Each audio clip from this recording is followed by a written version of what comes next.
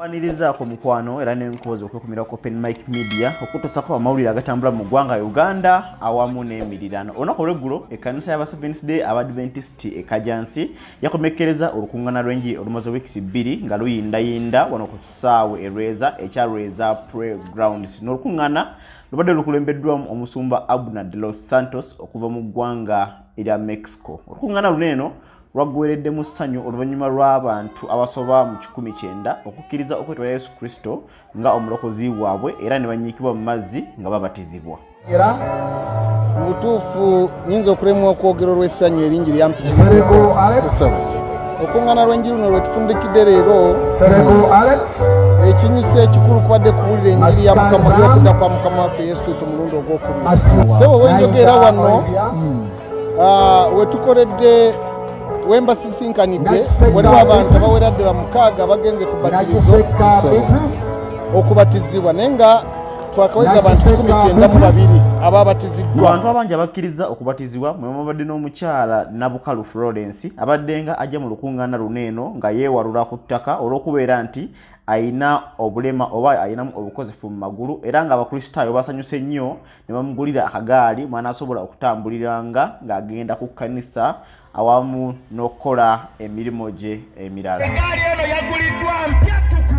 Haleluya. Yali agituddemu. Haleluya. Okuba omukyalo ono buli lunaku abadde nga ajja wano. Yes. Ate n'akakomaawo yawaddeyo n'obulamu eri Yesu Kristo. Omukyalo ono tumuwadde egaali eno yiye. Omukyalo ono Nabukalu Florence alaze essanyu epitirivu lyalina olw'okumuwa akagaali kaneeno era ne yeebaza nnyo aba Seventh Day Adventist okubeera n'omutima omulungi era omutima omugabi.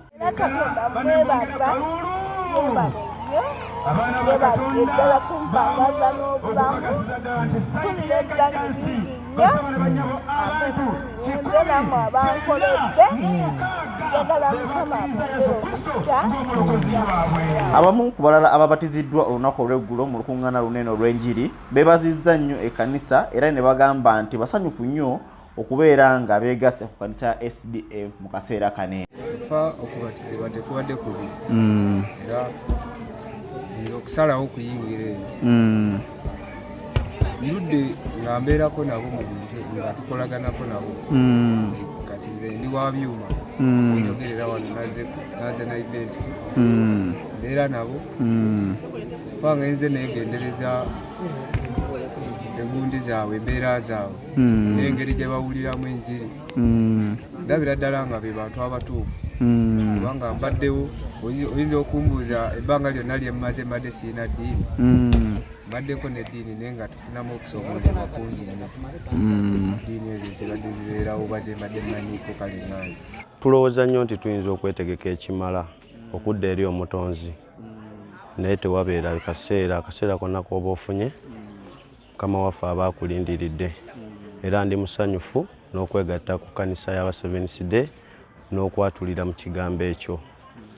Saba abavubuka bannange bonna neeyo bazadde baffe abalina okusomoozebwa mu kusalawo okulokoka mu Seventh Day okukkiriza Katonda nti mujje tugezeeko okulaba nga tudda eri omutonzi tugume ne Katonda atuyambako n'okwagazisa bannaffe okubeera nga tusobola okubeera mu kigambo ne tukinywereramu. Ate ye omusumba Miseri Kamya eyabatizza abakkiriza bano abajja yabakuutidde okwekuumira ku kigambo kya Katonda kyokka era kyonna era wano abasabye okubeera abagumu mu nzikiriza yaabwe empya nga tebayuugayuuga baleme okutwalibwa omuyaga ogw'ensi eno. Okubatizibwa okutuufu kwonna kwa mulundi gumu okujjako ng'ovudde mu kukkiriza naye okwenenya wetuseerera wetunafuwa ne tutambula ng'ebirala biganye nga tujja ku bigere bya Yesu nga tugaa nti Mukama gutusinze tusonyiwe. N'olwekyo okubatiza okwokunyika kwa mulundi gumu gwokka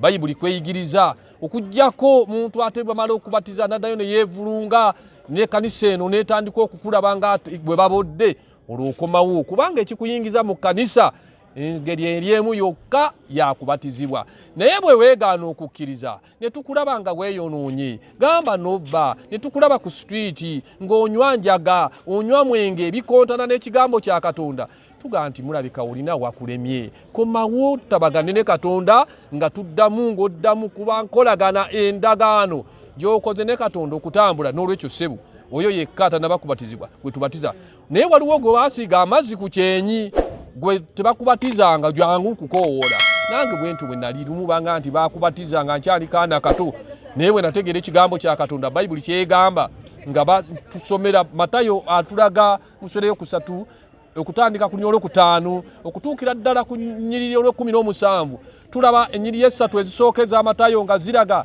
Yokaana omubatiza nga abatiza abantu nga bajja era ne bajja bangi ne babatizibwa ne Yesu mwe yajjira naawe njala kutegeeza tanaba kubatizibwa kiseera n'omukisa guno gwetwalire sebo kwe kubayita okubatiza.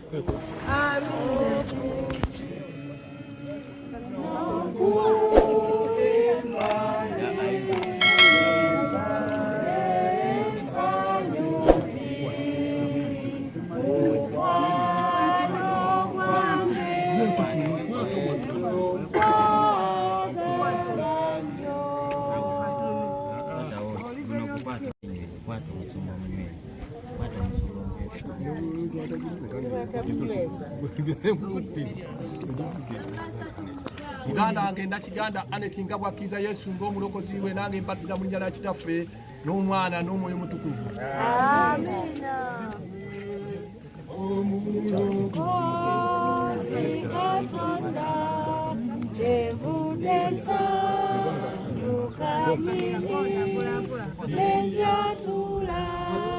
When saw you say